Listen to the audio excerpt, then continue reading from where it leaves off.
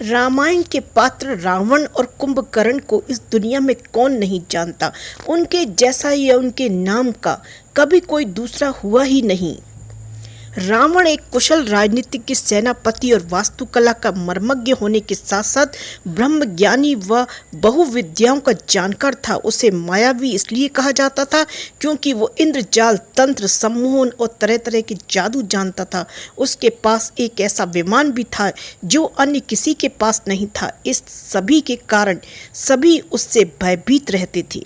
मान्यताओं के अनुसार रावण व कुंभकर्ण अपने पूर्व जन्म में विष्णु के द्वारपाल थे।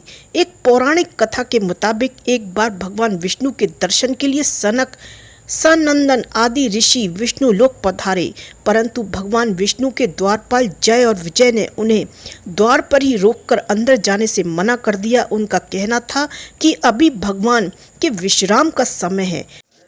इन ऋषियों ने इन दोनों द्वारपाल जय और विजय को श्राप दे दिया कि तुम दोनों राक्षस बन जाओगे। ये दोनों ही द्वारपाल जय और विजय कुंभकर्ण और रावण थे। उन्होंने जब क्षमा मांगी तो उन्होंने कहा कि इसमें परिवर्तन हो सकता है, तुम हमेशा के लिए राक्षस नहीं रहोगे, लेकिन 3 जन्मों तक तुम्हें राक्षस योनि में रहना होगा। उसके बाद तुम पुनः इस पद पर प्रतिष्ठित हो सकोगे, लेकिन इसके साथ एक शर्त है कि भगवान विष्णु या उनके किसी अवतारी स्वरूप के हाथों तुम्हें मरना अनिवार्य होगा।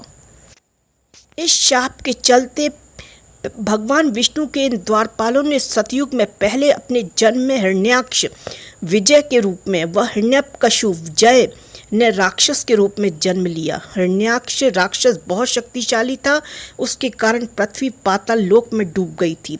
पृथ्वी को जल से बाहर निकालने के लिए भगवान विष्णु को वराह अवतार धारण करना पड़ा था। इस अवतार में उन्होंने धरती पर से जल को हटाने का अथक कार्य किया और इस कार्य में बार बार हिरण्याक्ष विघ्न डालता था।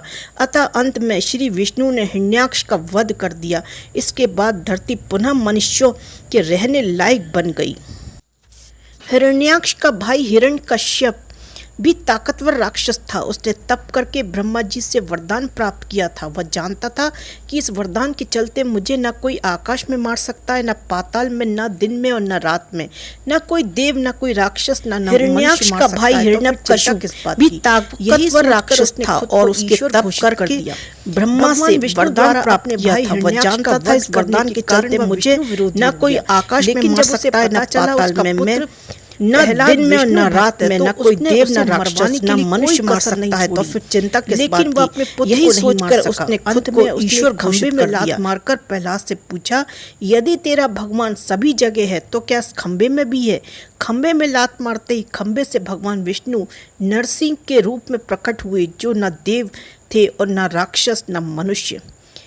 वे अद्रद मानव और अद्रत पशु थे। उन्होंने संध्या काल में हिरण्यकश्यप को अपनी जंगा पर बैठाकर उसका वध कर दिया। वध होने के बाद ये दोनों भाई त्रेता युग में रावण यानी जय और कुंभकर्ण विजय के रूप में पैदा हुए और फिर श्री विष्णु अवतार भगवान श्री राम के हाथों मारे गए। अंत में वे तीसरे जन्म में द्वापर युग में दंत्र वक्त, वही कुछ लोग इसे कंस बताते हैं यानी जय, और शिशुपाल विजय के रूप में अनाचारी के रूप में पैदा हुए और ये दोनों का वध भगवान श्री कृष्ण के हाथों हुआ।